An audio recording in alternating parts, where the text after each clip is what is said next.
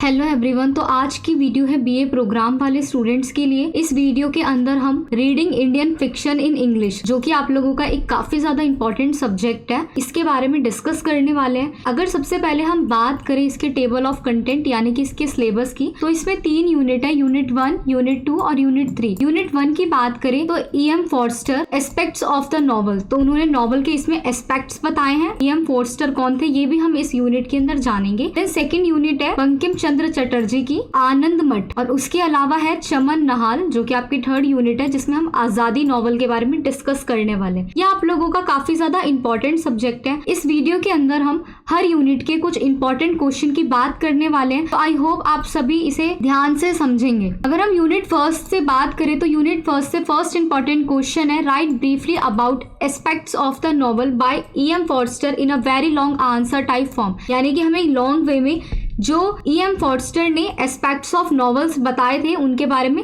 चर्चा करनी है। सबसे पहले अगर हम इंट्रोडक्शन की बात करें, aspects of the novel is the publication of series of lecture on the English language novel. ठीक है, ये एक इंग्लिश लैंग्वेज नॉवल थी जिसकी कई सीरीज थी लेक्चर वाइज, और इसे डिलीवर किसने किया था? E.M. फॉर्स्टर ने किया था ट्रिनिटी कॉलेज में, जो कि कैम्ब्रिज में है, और कब किया था? 1927 में। इसके अंदर किस बारे में डिस्कस किया था? उन्होंने बात किया था एक नॉवल के अंदर story, characters, plot, fantasy, prophecy, pattern और रिदम होना चाहिए। उन्होंने वर्ल्ड के ग्रेटेस्ट राइटर्स ने जो जो काम किया था उनके एग्जाम्पल के साथ बहुत सारा डिस्कशन किया, और उसी में बताया कि एक नॉवल लिखने के लिए हमें किस किस एस्पेक्ट की जरूरत होती है। इसी के अलावा अगर हम इसमें बात करें तो ही first established that if nothing else a novel is a story that takes place a period of our time। वो क्या कहते हैं? ये और कुछ भी नहीं है, लेकिन जो एक नॉवल होती है वो एक ऐसी कहानी होती है जो किसी स्थान या फिर किसी जगह की बहुत बीते हुए टाइम के बारे में बताती है। वो कहते हैं हर नॉवल में कैरेक्टर की इंपॉर्टेंस काफी ज्यादा होती है, क्योंकि एक कैरेक्टर ही नॉवल में पूरा इंपॉर्टेंट किरदार होता है,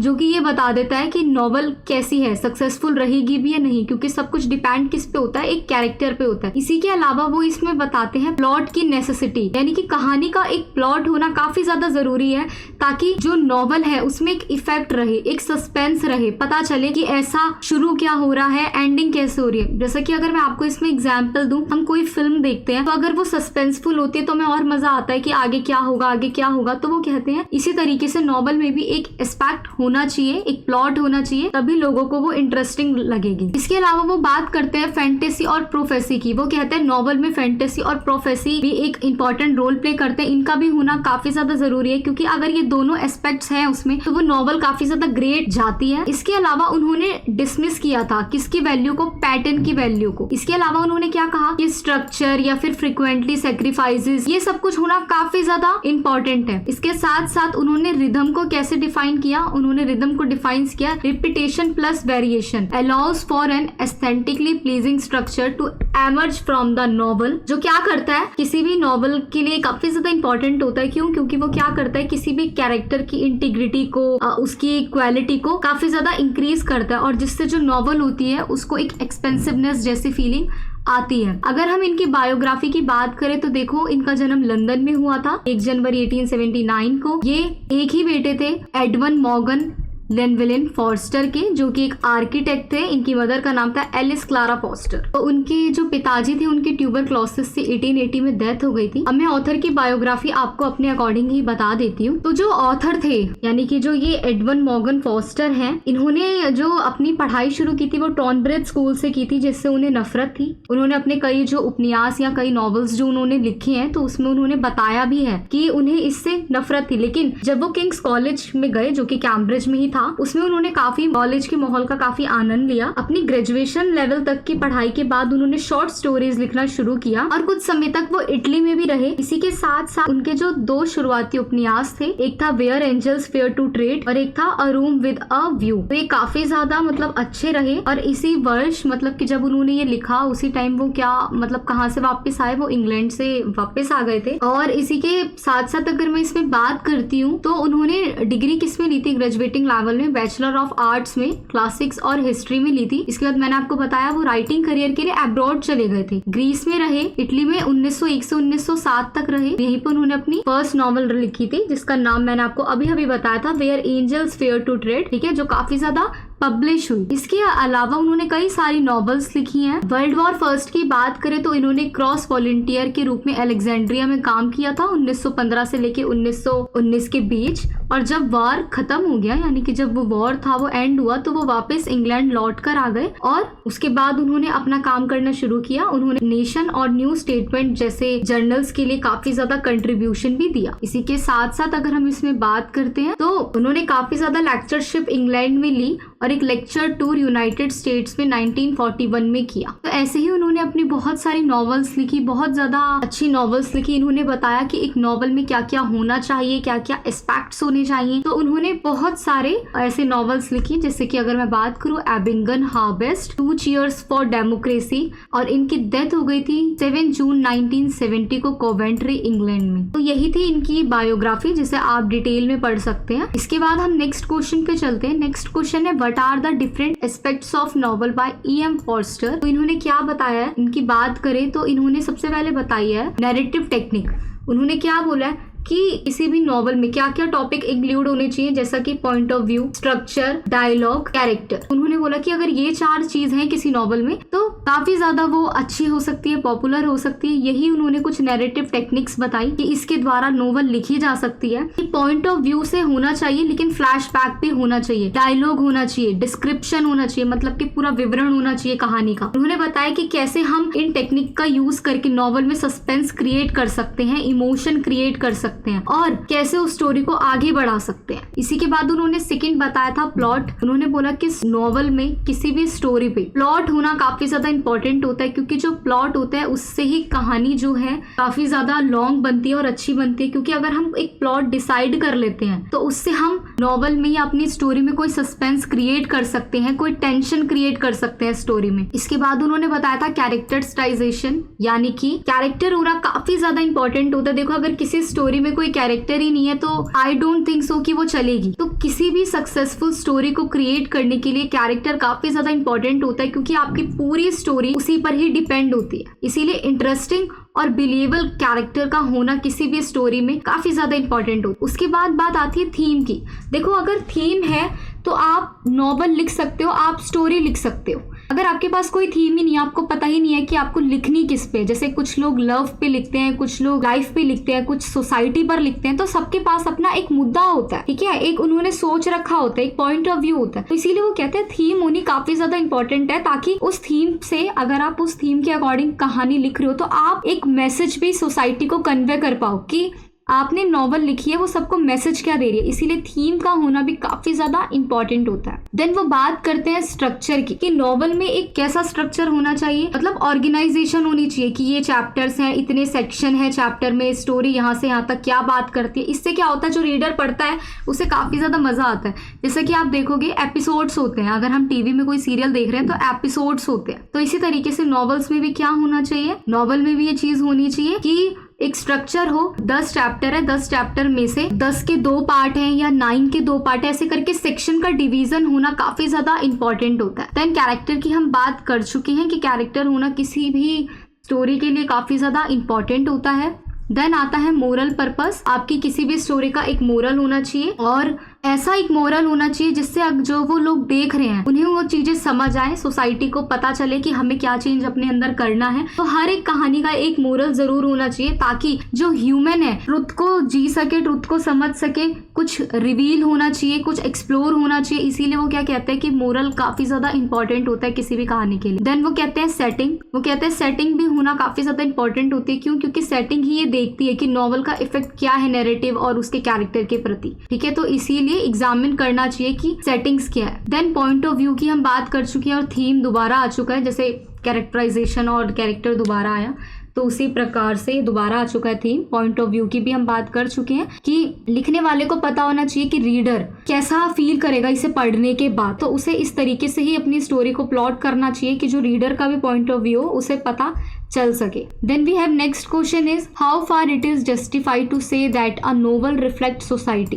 right a critical note with reference to one novel that you have read in this course. Question में पूछा गया है कि आपको ये बताना है कि जो नॉवल है वो सोसाइटी को किस तरीके से रिफ्लेक्ट करती है। आपको किसी भी एक नॉवल के ऊपर लिखना है जो आपने अपने इस कोर्स के अंदर, अपने सिलेबस के अंदर पढ़ी हो। तो देखो नॉवल किसी भी सोसाइटी को रिफ्लेक्ट करती है, इससे तो एग्री होना ही होता है क्योंकि नॉवल बहुत सारे सोसाइटियल चेंज लेकर आती है। फॉस्टर जो थे वो एक मॉडर्निस्ट राइटर थे, जैसा कि आप सबको पता ही है, चाहे वो कॉम्प्लेक्सिटीज हो सोसाइटी की या फिर न्यूएंसेस हो, उसने अपनी नॉवेल्स में दोनों को ही कंक्लूड किया है। वो क्या कहते हैं कि जो नॉवेल्स होती हैं वो एक रियलिटी दिखाती हैं, वो ये नहीं दिखाती कि कहानी क्या है, बट वो ये दिखाती हैं कि समाज में चारों ओर हो क्या रहा है, वो इन सबको एग्जामिन करती है, लोग क्या कर रहे हैं, कैसा प्लेस है, हमारे चारों तरफ वातावरण कैसा है, कैसे सर्कमस्टेंसेस है, तो ये सब कुछ भी बताता है। इसी के साथ साथ वो क्या कहते हैं कि नॉवेल्स जो है वो मिरर दिखाते हैं कि पूरी दुनिया में हो क्या रहा है, एक्चुअल चीजें क्या हैं,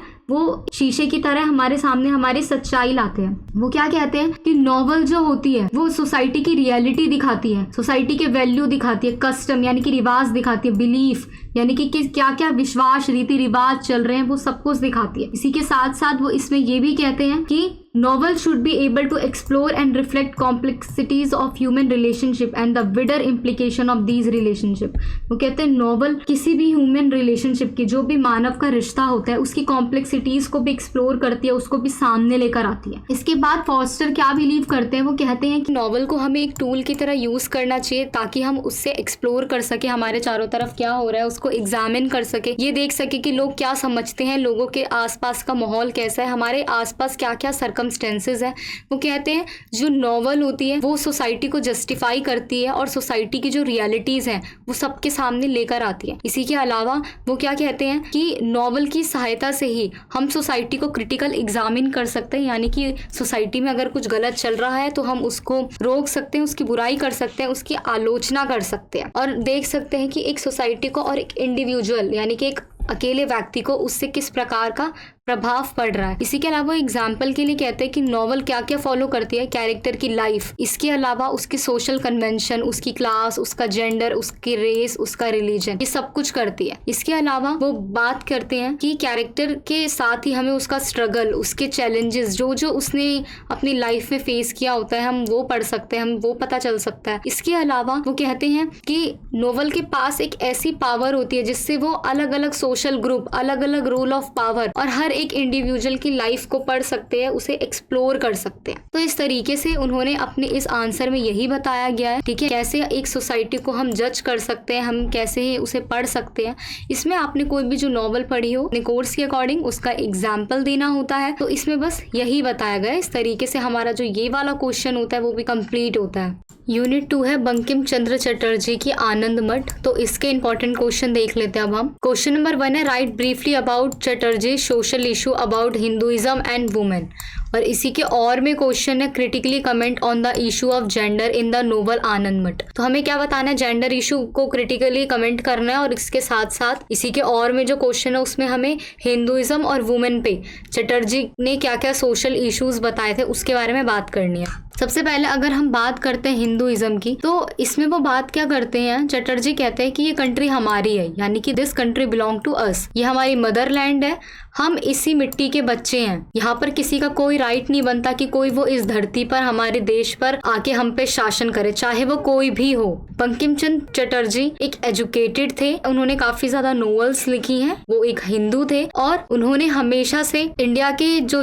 सोशल इश्यूज होते हैं उन पे अपनी बात रखी है। उनका जो पॉइंट ऑफ व्यू था वो ऑर्थोडॉक्स पॉइंट ऑफ व्यू था। इसी के साथ साथ उन्होंने एक बुक लिखी थी लॉर्ड कृष्णा पे, जो दिखाती है कि ये उनके पर्सनल गॉड थे। इसके अलावा Bankim Chandra defended the institution of caste through he acknowledgement some of it evils. इसी के साथ साथ जो आनंद मठ उनकी one of his last novels जो आनंद मठ थी, उसमें उन्होंने स्ट्रॉन्गली एक disciplined order of sannyasis who revolted against the medieval Muslim rulers of Bengal, उन्होंने सन्यासियों को दिखाया है जिन्होंने मध्यकाल में बंगाल के अंदर जो मुस्लिम रूलर्स थे उनके विरुद्ध क्या किया था, इन लोगों ने आंदोलन किया था। और जो इस सन्यासी थे वो किसकी पूजा करते थे, मदर गॉडेस दुर्गा यानी कि दुर्गा माँ की पूजा करते थे और वो बंगाली रीडर्स बन गए थे। जो माता दुर्गा थी वो धर्म की और देशभक्ति की क्या थी, सिंबल बनकर उभर रही थी। उन्होंने अपनी लॉन्ग पोयम लिखी थी इसी बुक में, वंदे मातरम, जिसे आप आज सभी जानते हो कितना फेमस माना जाता है, कितना बेस्ट माना जाता है। जब उनकी लाइफ का अंत हो रहा था तो जो बंकिम चंद्र थे उन्होंने अपनी लाइफ को एक नए मोड़ पे लिया और उसके बाद वो स्पिरिचुअलिटी यानी कि आध्यात्मिकता पर लिखने लग गए, ठीक है। उन्होंने हिंदू सिविलाइजेशन पर काफी कुछ लिखा, उन्होंने कृष्णा के ऊपर भी किताब लिखी, भगवत गीता के कुछ पार्ट्स लिखे। उनके जो फर्स्ट 2 पार्ट्स थे वो तो कंप्लीट हो गए, मतलब कि 3 पार्ट तो उसके फिनिश हो गए, लेकिन आगे के जो थे वो रह गए। इसी के साथ साथ अगर हम उनके अब वुमेन पे बात करें तो देखो भूमि को भी अपनी माँ मानते थे, तो आप समझते हो कि उनके वुमेन को लेकर कितने अच्छे पॉइंट ऑफ व्यू होंगे। वो बताते थे कि बंगाल में 19th सेंचुरी में फर्स्ट फेज हुआ था मॉडर्निटी का, जो बहुत सारी टेंशंस लेकर आया था, जैसे कि gender, relationship, love, marriage, affairs, jealousy, breakup of marriage और भी कई कई इश्यूज। और ये सारे इश्यूज हम कहाँ देख सकते हैं? बंकिम की जो नॉवल है उसमें हम पढ़ सकते हैं।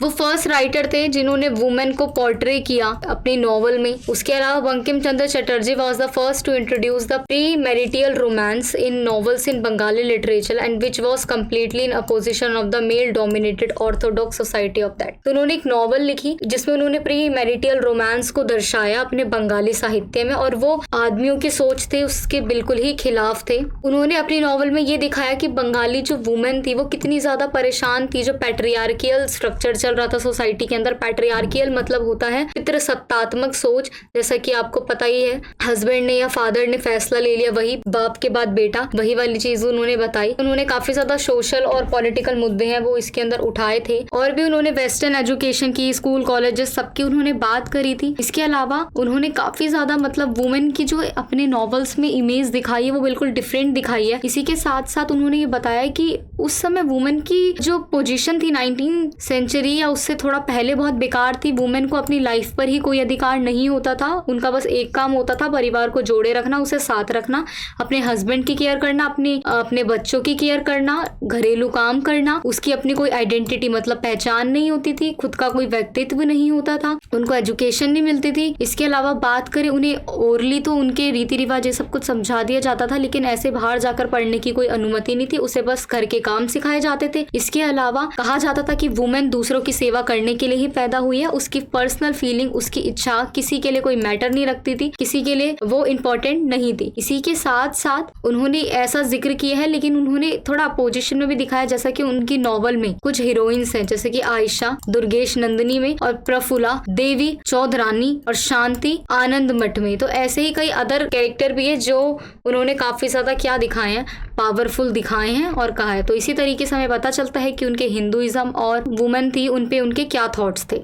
क्वेश्चन नंबर 2 है क्रिटिकली कमेंट ऑन आनंद मठ बाय बंकिम चंद्र चटर्जी, यानी कि उनके जो आनंद मठ है उसका उस पे हमें क्रिटिकली क्या करना है, कमेंट करना है। तो देखो जो आनंद मठ है वो बंकिम चंद्र चटर्जी ने ही लिखी थी। उनकी एक काफी ज्यादा अच्छी नॉवल है, पूरे भारतीय साहित्य यानी कि इंडियन लिटरेचर के इतिहास की बहुत अच्छी और बेस्ट नॉवल है। ये 1882 में पब्लिश हुई थी। इसे फर्स्ट पॉलिटिकल नॉवल भी भारत के अंदर कहा जाता है, यानी कि पहली राजनीतिक उपन्यास। इसी के अलावा बात करें इस नॉवल में बताया गया है सन्यासी रिवोल्यूशन, यानी कि जो सन्यासी विद्रोह हुआ था 1773 से 1775 के बीच, वो विद्रोह बताया गया है। और ये किसके खिलाफ हुआ था? ये ब्रिटिश के खिलाफ हुआ था, उनकी ईस्ट इंडिया कंपनी के खिलाफ हुआ था। तो इसी विद्रोह को इसमें उन्होंने दिखाया हुआ है। आनंद मठ में बताया गया है कि कैसे सन्यासी ने अपने ऊपर जिम्मेदारी ले ली थी अंग्रेजों के विरुद्ध जाने की, और उन्होंने विद्रोह शुरू कर दिया था। इसके साथ साथ उन्होंने कहा है ये जो नॉवल है वो इंडियन नेशनल लिटरेचर में गिनी जाती है, और इसी से 1857 के रिवॉल्यूशन को इंस्पिरेशन मिली थी। इसके साथ साथ अगर हम बात करें तो आनंदा एक यंग मैन था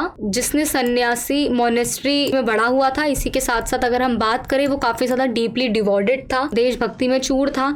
वो इंडिया की इंडिपेंडेंस के लिए मर मिटने को भी तैयार था, अपने देश को ऐसे दुश्मनों से, ऐसे अंग्रेजों से बचाने के लिए। इसी के साथ साथ इसमें बताया गया है कि जो आनंदा था वो जो भी उसका सपना था, जो भी उसका गोल था, उसके प्रति काफी ज्यादा फेथफुल था, काफी होप थी उसे और काफी स्ट्रेंथ भी थी उसके अंदर। इसी के साथ साथ अगर बात करें ये नॉवल क्रिटिक करती है ब्रिटिश कॉलोनिज्म को, यानी कि ब्रिटिश का जो भारत में उपनिवेशवाद था, जो उसका रूल था, इसके ये काफी ज्यादा खिलाफ थी, और इसमें ही इंडिया के काफी ज्यादा इफेक्ट जो है वो बताए गए हैं। इसी के अलावा जो ये नॉवल है वो सोशल इनइक्वालिटी का भी इशू हाईलाइट करती है। वो कहती है कि किस तरीके से पॉवर्टी और जो लोग रिच होते थे उनके बीच किस तरीके का भेदभाव था इस पीरियड के अंदर। इसके अलावा इसमें रानी ऑफ झांसी यानी कि रानी लक्ष्मीबाई की बात की गई कि कैसे ब्रिटिश की बुरी नजर थी उनके साम्राज्य के प्रति। तो इस तरीके से जो ये बाद में जो ये सन्यासी आंदोलन हुआ ये काफी ज्यादा फ्रीडम और जस्टिस के लिए काफी ज्यादा इंपॉर्टेंट था। बाद में ये इस नॉवल को एक फिल्म के रूप में अडेप्ट किया गया जो काफी ज्यादा लैंग्वेज में ट्रांसलेट हुई, जिनमें इंग्लिश भी एक थी। इसमें रविंद्रनाथ टैगोर और महाश्वेता देवी ने काफी ज्यादा इस नॉवल को इन्फ्लुएंस किया था। इसी के साथ साथ अगर हम बात करें, ये नॉवल पैट्रियोटिज्म, कैमरेडायर, सेल्फ सेक्रीफाइस, इन थीम्स पे डिपेंड है, यानी कि देशभक्ति, स्वयं को सेक्रीफाइस कर देना, इन सारे थीम्स पे डिपेंड है। इसमें एक विराम नाम के कैरेक्टर की भी चटर्जी ने बात करी है, जो कि एक यंग सन्यासी था और जो इस विद्रोह को लीड कर रहा था। चटर्जी इसके द्वारा होप, करेज और यूनिटी का क्या देना चाहते हैं, मैसेज की आशा, साहस और एकता तो विरम जैसी होनी चाहिए। इसी के साथ साथ चटर्जी की जो नॉवल थी वो एक बहुत ज्यादा इंपॉर्टेंट वर्क, यानी कि महत्वपूर्ण काम था साहित्य के अंदर, जिसमें सोसाइटी की सोशल और पॉलिटिकल पावर को दिखाया गया है। तो इसी तरीके से जो ये आनंद मठ थी वो काफी ज्यादा अच्छी और बेस्ट नॉवल थी, जिसमें अलग अलग कैरेक्टर और अलग अलग प्लॉट के अकॉर्डिंग ये दिखाया गया है कि किस तरीके से सन्यासी रेबेलियन हुआ था, उसमें क्या क्या चेंजेस आए थे और क्या क्या जो चीजें थी वो हमें देखने को मिली थी। क्वेश्चन नंबर 3 है, what is the significance of song in the novel Anand Math. इस नॉवल के अंदर जो सॉन्ग है उसकी क्या इंपॉर्टेंस है। देखो, इस नॉवल के अंदर जो सॉन्ग है वो है वंदे मातरम। यहाँ पे वंदे मातरम लिखा है, ये स्पेल थोड़ी मिस्टेक है, यहाँ पे वी आएगा। तो वंदे मातरम आप सभी को पता है क्या सॉन्ग है और कितनी ज्यादा इंपॉर्टेंस है इसकी हमारी आज के टाइम पे भी। ये काफी ज्यादा इसने इंपॉर्टेंट और सिग्निफिकेंस रोल प्ले किया। ये 1882 में लिखा गया था बंकिम चटर्जी की नॉवल आनंद मठ में हम इसे देख सकते हैं। वंदे मातरम एक इंस्पिरेशन सॉन्ग था, किसके लिए, रिवॉल्यूशनरी के लिए, यानी कि जो विद्रोही थे उनके लिए, कंट्री को, अपने देश को ब्रिटिश के चंगुल से आजाद करवाना चाहते थे उनके लिए। उनको ये साहस देता था, ये गाना उनको हिम्मत देता था, इसीलिए इसकी रचना की गई और इसीलिए इसे एक इम्पोर्टेंट सिंबल के रूप में भी जाना गया। ये रिवॉल्यूशनरियों को स्ट्रेंथ देता था, ये उनके स्ट्रगल की गाथा गाता है कि कैसे उन्होंने ये स्ट्रगल किया ब्रिटिश रूल के खिलाफ। इसी के साथ साथ ये यूनिटी की भी बात करता है, इंपॉर्टेंस ऑफ यूनिटी बताता है कि एकता में कितनी शक्ति होती है, कितनी ज्यादा इंपॉर्टेंट है ये। इसी के साथ साथ ये सॉन्ग जो था वो आशा का और फेथ का, यानी कि होप और फेथ का क्या था, सिंबल भी था। इसी के साथ साथ अगर मैं इसमें बात करूं, इसे मदर ऑफ द नेशन का भी टाइटल दिया गया, क्योंकि ये वहां के इंडिया के लोगों की पावर को डिस्क्राइब कर रहा था। इसी के अलावा मैंने आपको बताया ये विद्रोहियों के लिए यूनिटी का सिंबल था, वो इसको सुन के बहुत ज्यादा आगे बढ़ रहे थे। इसी के साथ साथ अगर हम इसमें बात भी करें तो इस सॉन्ग की जो लिरिक्स हैं वो ये बताती हैं कि सारे इंडियंस, चाहे वो किसी भी धर्म के हो, किसी भी कास्ट के हो, उनके अंदर कितने भी डिफरेंसेस है, लेकिन वो सब एक है। और अगर वो एक साथ मिल जाएं और स्ट्रगल कर दे ब्रिटिश के खिलाफ तो वो जल्दी ही यहाँ से उखड़ जाएंगे। इसी के अलावा ये सॉन्ग बताता है हमें ब्रिटिश को हराना है और इसीलिए हम सबको एक साथ मिलना पड़ेगा, जुड़ना पड़ेगा और अपनी इंडिपेंडेंस के लिए, अपनी फ्रीडम के लिए आखिरी दम तक लड़ना पड़ेगा। इसी के साथ साथ वंदे मातरम मदरलैंड को इनोवेशन किया जाता है, जो कि हिंदू गॉडेस दुर्गा को माना जाता है। इसी के साथ साथ ये सॉन्ग काफी ज्यादा फेमस बना, क्योंकि ये मदरलैंड की पावर को दिखाता है और ये बताता है कि हर एक विद्रोही के अंदर कितना साहस है और कितनी हिम्मत है। इसी के अलावा ये विद्रोहियों को ये हिम्मत देता है कि उन्हें अपने गोल को किसी भी तरह से जाकर अचीव करना होगा। इसी के अलावा ये रिमाइंडर है ये दिखाने का कि फ्रीडम को अचीव करने के लिए कितने लोगों ने कितना ज्यादा स्ट्रगल किया था। इसके अलावा ये एक सोर्स ऑफ इंस्पिरेशन है, एक स्ट्रेंथ है, किसके लिए, रिवॉल्यूशनरीज के लिए। और उन्हें दिखाता है कि अगर हिम्मत और डिटर्मिनेशन से काम किया जाए तो उन्हें उनके गोल को अचीव करने से कोई नहीं रोक सकता। तो आप देख सकते हो कि अगर वंदे मातरम पे आनंद मठ से क्वेश्चन आता है और सिग्निफिकेंस पूछी जाती है तो बहुत इजीली आप बता सकते हो। आप 4 वर्ड अगर इसमें याद रखोगे तो आपका आंसर हो जाएगा स्ट्रेंथ, करेज, इंस्पिरेशन। तो इससे आप अपने आंसर को कंप्लीट कर सकते हो। नेक्स्ट क्वेश्चन है critically comment on the issue of gender in the novel Anand Math. तो हमें इस नोवेल में जो जेंडर इशू है उसकी बात करनी है। तो आप सबको पता है कि आनंद मठ बंकिम चंद्र चटर्जी की है, जो हर क्वेश्चन में मैं आपको बता चुकी हूँ। ये जेंडर इशू को भी काफी ज्यादा एक्सप्लोर करती हैं। इसमें वुमेन का स्ट्रगल बताया गया है 19th सेंचुरी के अंदर, जब वो पैट्रियार्कियल सिस्टम से काफी ज्यादा कह सकते हो कि पीड़ित थी। जेंडर देखो एक काफी ज्यादा इंपॉर्टेंट थीम है और बंकिम चंद्र ने जो इस पे लिखा है वो काफी ज्यादा अच्छा लिखा है। क्यों? ये नॉवल है वो किसको पोर्ट्रे करती है कि जेंडर जो कि एक पावर का सोर्स है, एक स्ट्रेंथ का सोर्स है हमारे देश के लिए। इसी नॉवल के अंदर उन्होंने बताया कि एक जो वुमेन होती है वो भी इंडिया के इंडिपेंडेंस में कितना अच्छा रोल प्ले कर सकती है, उसकी भी अपनी एक आइडेंटिटी होती है। जो ये नॉवल है वो किस पे फोकस करती है, वो फोकस करती है फीमेल एम्पावरमेंट पे, यानी कि महिला सशक्तिकरण के मामलों पर बल देती है और वो इस मुद्दे को अप्राइज करती है कि आज तक फीमेल वॉरियर्स भी हुए, कई क्रांतिकारी औरतें भी थी। और ये बात उन्होंने अपनी ही नॉवल के कैरेक्टर विनोदिनी को रखकर बताई है, जिसने रिवॉल्यूशन में काफी ज्यादा हेल्प की थी। इसी के अलावा ये नॉवल है फीमेल की बॉडी की इंपॉर्टेंस को भी हाईलाइट करते हैं कि रिवॉल्यूशन में किस तरीके से वुमेन भाग लेती है बिना ये देखे कि वो कितनी वीक है या कितनी स्ट्रांग है। इसी के अलावा आनंद मठ एक इंटरेस्टिंग एक्सप्लोरेशन करते हैं जेंडर इशू को लेके जो 19th सेंचुरी में हुए थे। ये नॉवल बताती है, एक आनंदमयी की भी बात करती है जो कि एक वुमेन थी जो ट्रेडिशनल जेंडर रोल्स को प्ले कर रही थी, और बताती है कि वो कितनी ज्यादा पावरफुल थी, उन्होंने इंडिया नेशनल के स्ट्रगल में कितना ज्यादा योगदान दिया है। आनंदमयी एग्जाम्पल है इस बात का कि how gender can be used as a source of power and strength.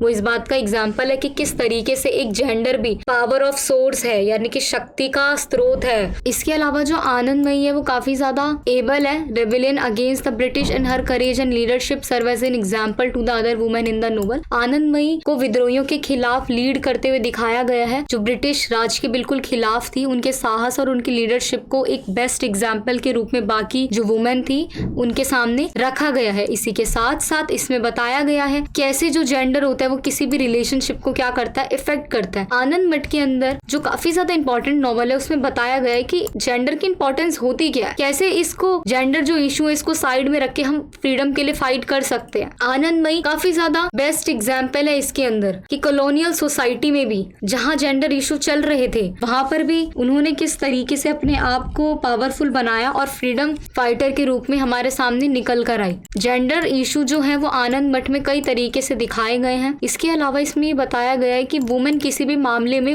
Man से कम नहीं होती है, उनको उनके जेंडर के बेसिस पे कभी भी जज नहीं करना चाहिए। इसके अलावा इसमें दिखाया गया है एक फैमिली लाइफ को कि वुमेन को हमेशा क्या कहा जाता है कि आप अपने घर को संभालो, अपने बच्चों की केयर करो, अपने हस्बैंड की नीड्स को पूरी करो, लेकिन ऐसा हमेशा नहीं होता है। हाँ ठीक है कि जो मैन होते हैं वो ब्रेड विनर्स होते हैं, वो हमें रोजी रोटी कमा कर देते हैं, ये बात अच्छी है कि वो हमारी फैमिली के प्रोटेक्टर्स होते हैं, बट उन्हें अपनी ये सपोर्टिवनेस, अपनी अंडरस्टैंडिंग जो होती है वो अपनी वाइफ और अपने चिल्ड्रन के प्रति भी दिखानी चाहिए। इसमें ये बताया गया है कि वुमेन को भी कुछ बेसिक से राइट्स मिलने चाहिए, उन्हें एजुकेशन मिलनी चाहिए, उन्हें फ्रीडम मूवमेंट पे भाग लेने देना चाहिए। कोई उन्हें रोक रहा है तो उन्हें इस बेसिस पे नहीं रोका जाना चाहिए। अब इस स्टोरी में एक भवानी मंदिर की भी बात की गई है जो एक फीमेल लीडर द्वारा की गई है। वो एक पावरफुल सिंबल है किसका, फीमेल की स्ट्रेंथ का, उनके साहस का, उनके करेज का। इसमें दिखाया गया है, भवानी मंदिर को ऐसे प्रेजेंट किया गया है कि वो एक स्ट्रॉन्ग और इंटेलिजेंट लीडर थी जिन्होंने अपने ग्रुप को अपनी कैपेबिलिटी के अकॉर्डिंग कंट्रोल किया और उन्हें इंस्पायर किया कि उन्हें किस तरीके से अपनी इंडिपेंडेंस के लिए क्या करनी चाहिए, फाइट करनी चाहिए।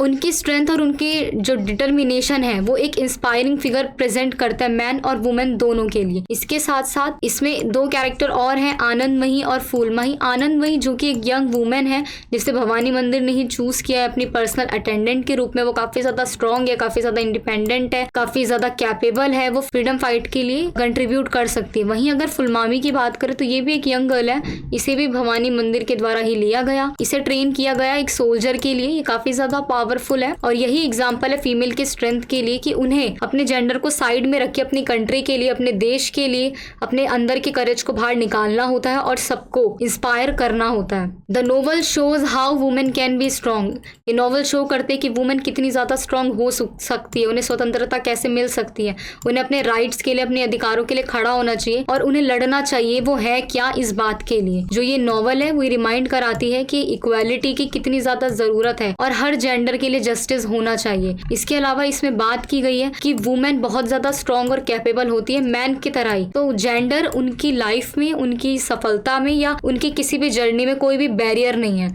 और जेंडर की वजह से वो अपने सपने रोके ऐसा तो कभी मुमकिन है ही नहीं। यूनिट 3 है चमन नहाल की आज़ादी। इसका फर्स्ट क्वेश्चन है give a detail review of Chaman Nahal's Azadi. देखो जो चमन नहाल की आज़ादी है वो एक सिंपल और कैंडिड नॉवल है जो हमें रियलिटी बताती है इंडिया की इंडिपेंडेंस और उसके पार्टीशन की, यानी कि भारत की स्वतंत्रता और उसी के साथ साथ उसके विभाजन की। इसमें हमें देखने को मिलेगा कि लोगों ने किस तरीके के सेक्रीफाइसेस किए, स्ट्रगल किए और नॉन वायलेंस हुआ। और इसी के साथ साथ हम देखेंगे जो लोग जाना नहीं चाहते थे उन्हें विभाजन के बाद किस तरीके की समस्याओं का सामना करना पड़ा। अगर इसकी डिटेल समरी की हम बात करते हैं तो एक ये स्टोरी है माइग्रेशन ऑफ हिंदू फैमिलीज की, यानी कि विस्थापन की, जो कि हिंदू फैमिलीज ने किया कब, पार्टीशन ऑफ इंडिया और पाकिस्तान के टाइम पे, यानी कि जब भारत का विभाजन हो रहा था पाकिस्तान के रूप में। ये शुरू होती है 3 जून 1947 की कहानी से, जब ये डिक्लेयर हो गया था कि भारत से पाकिस्तान का विभाजन हो जाएगा। Before the partition by and large the Hindu, Muslim और Sikh live together in harmony and peace, यानी कि विभाजन के समय से पहले जो हिंदू, मुस्लिम और सिख थे वो एक साथ बड़े प्यार से और भाईचारे के साथ रहते थे। लाला कांशीराम जो कि एक बहुत ही बूढ़े ओल्ड टीनेंट है, वो अपनी बीबी अमरवती वाइफ के साथ रहते थे जो इस नॉवल के मेन कैरेक्टर है। वो 3 रूम सेट में रहते थे अपनी वाइफ प्रभा देवी के साथ। उनका एक बेटा था 20 साल का जो कॉलेज जाता था, उसका नाम था अरुण। लाला कांशीराम एक ग्रेन मर्चेंट थे, यानी कि ग्रेन के व्यापारी थे। वो आर्य समाज के फॉलोवर थे, बट वो ब्रिटिश राज में भी थोड़ा बहुत फैसिनेटेड रहते थे। इसी के अलावा उनके बगल में सिख फैमिली रहती थी जिसमें उनकी प्रेग्नेंट ईशर कौर, उसके पापा, उसके ग्रैंडफादर, उसके हस्बैंड रहते थे। लैंडलेडी रहती थी अमरवती अपने हस्बैंड के साथ। उनका एक गोद लिया हुआ बेटा था, एक कश्मीरी डॉटर इन लॉ थी जिसका नाम था सुनंदा, और 2 ग्रैंड किड्स थे। वही ग्राउंड फ्लोर पर 4 वुमेन पद्मिनी और उनकी डॉटर चांदनी रहती थी। The building also houses Mukunda's mother जिसका बेटा कहा था जेल में था। तो इन्हीं कैरेक्टर के बीच एक दिन क्या होता है कि पार्टीशन अनाउंस हो जाता है और उसके बाद इनकी लाइफ क्या होती है इसके बारे में डिस्कस करना है। मैं भी आपको इसकी एक शॉर्ट समरी सी बता देती हूँ कि इस स्टोरी में है क्या। देखो, चमन लहल की जो आजादी है वो 7 पश्चिमी पंजाबी परिवारों की एक ऐसी कहानी है जो दुख भरी है थोड़ी सी। क्यों? क्योंकि इसमें विभाजन की बात करी गई है और विभाजन से बहुत ज्यादा जो प्रॉब्लम है वो हमें देखने को मिली थी। इस नॉवल यानी कि इस उपन्यास को 3 पार्ट्स में यानी कि 3 भागों में डिवाइड किया गया। पहला था शांति, दूसरा तूफान और तीसरा था परिणाम। दूसरे भाग में सिलियाकोट में दंगों और हिंदू परिवारों के विनाश का हृदय दिखाया गया है कि कैसे जो लाला कांशीराम जो कि एक मेन कैरेक्टर थे, जो कि ह्यूमैनिटी के सिंबल थे, अंग्रेजों के प्रति भी वो सम्मान रखते थे क्योंकि उन्होंने अंग्रेजों ने कुछ अच्छा भी किया था, इसीलिए वो उनको भी थोड़ा सा सपोर्ट करते थे। लेकिन जब उन्होंने अंग्रेजों द्वारा देश के विभाजन की घटना सुनी तो उनके मन में जो अंग्रेजों के लिए थोड़ा सा भी विश्वास था वो खत्म हो गया, अंग्रेजों के खिलाफ हो गए और उन्होंने अंग्रेजों के लिए गलत टिप्पणियां भी की। उनके अकॉर्डिंग विभाजन करते समय उन्होंने कभी ये नहीं सोचा कि देश का क्या होगा, उन लोगों का क्या होगा जो देश में माइनॉरिटीज है यानी कि अल्पसंख्यक है। तो वो इस बात से खिलाफ थे। जब रेफ्यूजी वर्ड आया यानी कि शरणार्थी वर्ड जब आया तो जो लाला थे वो काफी ज्यादा सैड हुए। क्यों? क्योंकि उन्होंने ये वर्ड कभी भी नहीं सुना था। वो कह रहे थे कि मैं यहीं पैदा हुआ हूँ, यही मेरा घर है, तो मैं अपने ही घर में शरणार्थी कैसे हो गया जो मैं अपने ही घर को छोड़ के चले जाऊं। तो ये चीज इसमें दिखाई गई है। इसी के साथ साथ इसमें बताया गया है कि किस तरीके से एक इंसान जो अपने घर में सालों से रहा उसे सड़क पर फेंक दिया गया, उसे बेघर कर दिया गया, उसे मजबूर कर दिया गया कि वो अपनी मातृभूमि को छोड़े और दूसरे देश में माइग्रेट हो जाए। इसी के अलावा कुछ ऐसे भी लोग थे जिनका कोई परिवार नहीं था, दंगों में लोग मरे, महिलाओं का अपहरण हुआ, उनके साथ रेप हुआ। जो ये लाखों लोगों को आजादी मिली, क्या वो आजादी अपनी मौत की कीमत चुकाने के बाद मिलने वाली थी? तो यही सारी जो बातें हैं ये इस नॉवल में उठाई गई है चमन नहाल द्वारा। और उन्होंने ये क्या कहा है कि जो कांशीराम थे इसमें उन्हें बहुत दुख हुआ था जब अमृतसर में एक बार एक जांच अधिकारी ने उनसे पूछा कि वो दिल्ली क्यों जाना चाहते हैं, उनका दिल्ली जाने का उद्देश्य क्या है। तो उन्होंने क्या बोला कि मैं आजादी का जश्न मनाने के लिए नेहरू के साथ भोजन करने जा रहा हूँ। तो ये एक टोन थी जो उन्होंने मारी थी हमारे पॉलिटिकल लेवल पे हमारे लोगों को कि किस तरीके से एक बंदे का इतिहास, उसका घर और उसकी जो बाकी की चीजें हैं उससे दूर हो गई थी और उससे छूट गई थी।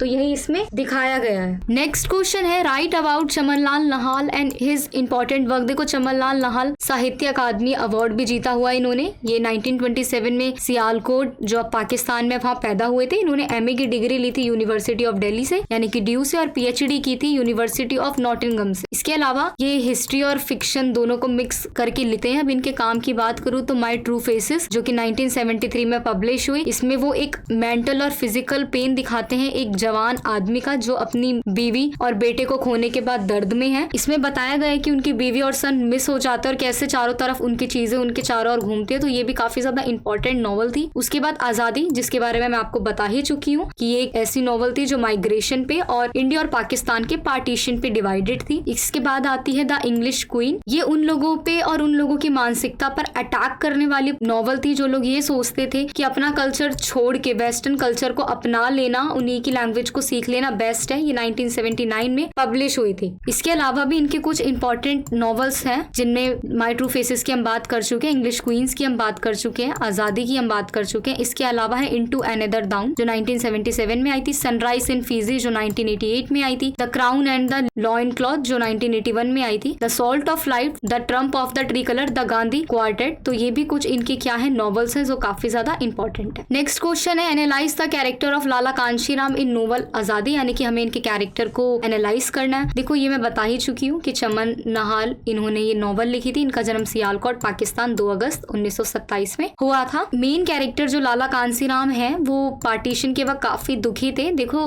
लाला कांशीराम एक ग्रेन मर्चेंट थे। वो अपनी वाइफ के साथ एक टीनेंट के घर पर रहते थे। उनके साथ उनका एक कॉलेज गोइंग बेटा भी रहता था, साथ अदर फैमिली भी रहती थी। ठीक है, लेकिन इसमें लाला जो कांशीराम है वो काफी ज्यादा इंपॉर्टेंट है। मैंने आपको जब इसकी समरी बता रही थी तभी भी बताया कि ये 3 पार्ट्स में डिवाइडेड है, लल, स्टॉर्म और आफ्टर मैथ। और ये पार्टीशन के बाद का नजारा जो है वो प्रस्तुत करते हैं किस तरीके से यहाँ पर ये चीजें देखने को मिली। लाला कांशीराम की अगर मैं बात करूं तो वो काफी ज्यादा एक हार्ड वर्किंग मैन थे। काफी अच्छी आजीविका थी उनकी, एक रेप्यूटेशन थी, इज्जत थी और एक खुशहाल जिंदगी जी रहे थे। महात्मा गांधी को वो अपना आइडियल मानते थे, उन्हीं के इशारों पर चलना उन्हें पसंद था। इसके अलावा ऐसा नहीं है कि वो ब्रिटिश राज को अच्छा नहीं मानते थे, मतलब ब्रिटिश को भी उनकी कुछ अच्छी चीजों के लिए वो सपोर्ट कर देते थे। लेकिन जब उन्हें पता चला कि ब्रिटिश ही हमारा पार्टीशन कर रहा है तो वो उसके काफी ज्यादा खिलाफ हो गए। उन्हें वो बिल्कुल पसंद नहीं आया, क्योंकि उसके बाद जो समाज में कंडीशन हुई वो काफी ज्यादा मिसरेबल हो गई, बहुत चाउस फैल गया था। हिंदू, मुस्लिम, सिख जो आपस में प्यार से रह रहे थे वो पार्टीशन के बाद इधर उधर हो गए। सबके प्रति मन में एक दूसरे के प्रति गुस्सा भर गया। लाला की बात करें तो ये पंजाबी में बोल सकते थे, इंग्लिश में लिख सकते थे, पर फिर भी उन्होंने कभी भी अपनी किसी भी लैंग्वेज को इतना वो नहीं दिया। इसके अलावा वो गांधी जी को बहुत अच्छा मानते थे, ये मैं आपको बता चुकी हूँ। तो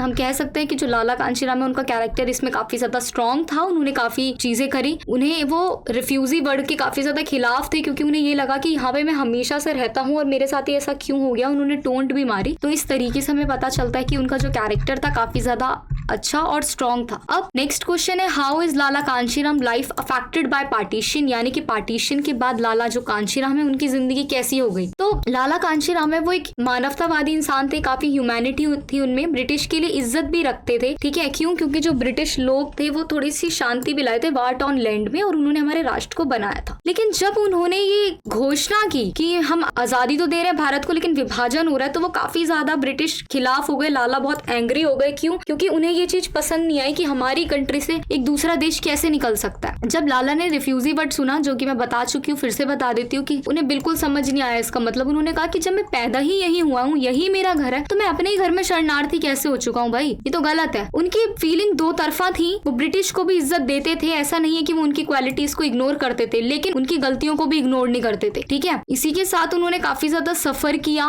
सबको ही पता है कि जब विभाजन हुआ तो कितनी महिलाओं को जबरदस्ती उनका धर्म परिवर्तित करवाया गया, कितना कुछ गलत हुआ है, रेप हुआ है, हर एक चीज का बंटवारा हुआ। इस दौरान लाला ने ब्रिटिश को काफी ज्यादा ब्लेम किया। उन्होंने बोला कि अगर ब्रिटिश इंडिया को छोड़ ही रहे थे तो इसकी वजह ये नहीं है कि गांधी जी की वजह से छोड़ रहे हैं, कुछ भी उनके माइंड में पहले से था कि हम भारत को अलग कर देंगे। काफी ज्यादा वो इसके खिलाफ हुए और कह सकते हैं कि बहुत उन्होंने दर्द झेला। उन्होंने अपनी जो अच्छे से प्यारे से मिडिल क्लास फैमिली है उसके साथ अलग होना पड़ा, एक बसा बसाया घर उजड़ा, उन्होंने अपनी पहचान खोई। ठीक है, एक नए भारत में आए, अपना घर बार छोड़कर। गांधी जी पर वो काफी विश्वास रखते थे, इसीलिए उनकी डेथ के बाद वो रोए भी। और यही बताया गया है कि किस तरीके से एक इंसान को फेस करना पड़ा पार्टीशन के टाइम, बहुत सारा दुख, दर्द और पीड़ा। वो एक बहुत काइंडनेस और हम्बल वाले इंसान थे, लेकिन पार्टीशन के वक्त उन्होंने भी काफी कुछ सफर किया। तो इस तरीके से हमारे इंपॉर्टेंट क्वेश्चन यहाँ पर पूरे होते हैं। आई होप आपको ये वीडियो समझ आई होगी। अगर आपको किसी भी क्वेश्चन पर कोई डाउट है तो आप नीचे कमेंट्स में पूछ सकते हैं, मैं आपके डाउट्स को रिसॉल्व करने की पूरी कोशिश करूंगी। इस पीडीएफ का जो लिंक है, यानी कि इस नोट्स का लिंक आपको नीचे डिस्क्रिप्शन बॉक्स में मिल जाएगा। आप वहां से जाके इन्हें ले सकते हैं, और आप इन्हें ले लोगे तो आप पढ़ के और अच्छे से आंसर कर पाओगे। और इस वीडियो को ज्यादा से ज्यादा शेयर करना, ताकि जिन भी बच्चों का एग्जाम है वो समझ पाए कि किस तरीके से इंपॉर्टेंट क्वेश्चन आते हैं और किस तरीके से उन्हें एग्जाम में अटेम्प्ट करना होता है। Thank you so much.